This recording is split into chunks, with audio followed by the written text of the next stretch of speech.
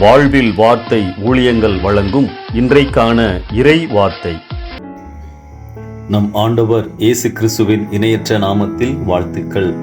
கடந்த 2 நாட்களாக ஆண்டவரை புரிந்து கொள்வதிலே வளர வேண்டுமென்றால் எவைகளில் கவனம் செலுத்த வேண்டும் என்பதில் 2 காரியங்களை கற்றுக்கொண்டோம். முதலாவது, வேத அறிவில் வளர வேண்டும்.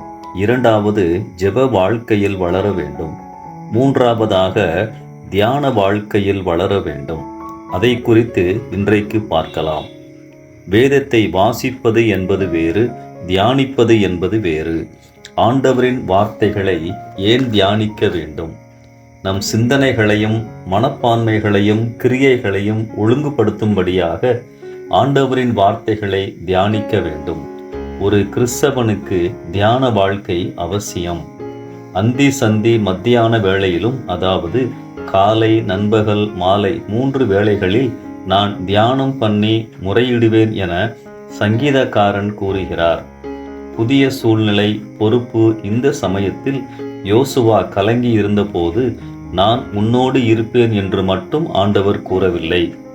நியாயப்பிரமாணத்தின்படி செய்ய கவனமாயிருந்து அதை விட்டு வலது இடதுபுறம் விலகாதிருப்பாயாக, இரவும் பகலும் அதை தியானித்து கொண்டிருப்பாயாக என யோசுவா 1:8 ஆண்டவர் கூறுகிறார்.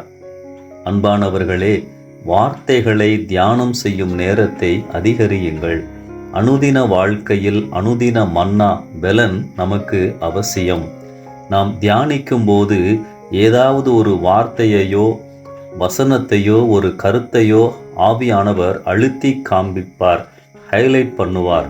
நமக்குள் அதை உணர முடியும். அதுதான் அன்றைக்கு ஆண்டவர் எனக்கு தருகின்ற செய்தி பலன். கவனம் சிதறாமல் தியானிக்க வேண்டும்.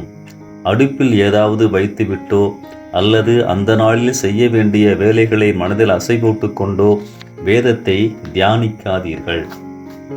ஆண்டவரே, உம் வார்த்தைகள் மூலமாக என்னோடு பேசும். உம் வேதத்தில் உள்ள அதிசயங்களை காணும்படி என் கண்களை திறந்திரளும். இப்படி ஜெபம் செய்து ஆரம்பியுங்கள். தியானிக்கும் போது மனதில் இருக்க வேண்டியவைகள்: கடவுள் என்னோடு பேசுகிறார் என்ற உணர்வோடு தியானியுங்கள்.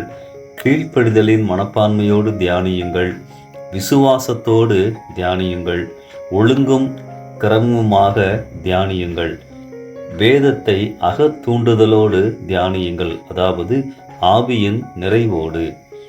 தியான வாழ்வு சிறப்பாக அமைந்தால் தினமும் உங்களுக்குள் எழுப்புதல்தான். நீங்கள் செய்வதெல்லாம் வாய்க்கும். எப்பொழுது தெரியுமா? கர்த்தருடைய வேதத்தில் பிரியமாயிருந்து இரவும் பகலும் அவருடைய வேதத்தில் தியானமாயிருக்கிறவர்களே. உங்கள் தியான வாழ்க்கை சிறப்பாய் அமைய வாழ்த்துக்கள். கடந்த 3 நாட்களாக வளர்ச்சியை குறித்து நாம் தியானித்தோம். ஆண்டவருக்குள் வேத அறிவிலே வளர வேண்டும் என்பதை குறித்து 3 காரியங்களை கற்றுக்கொண்டோம்.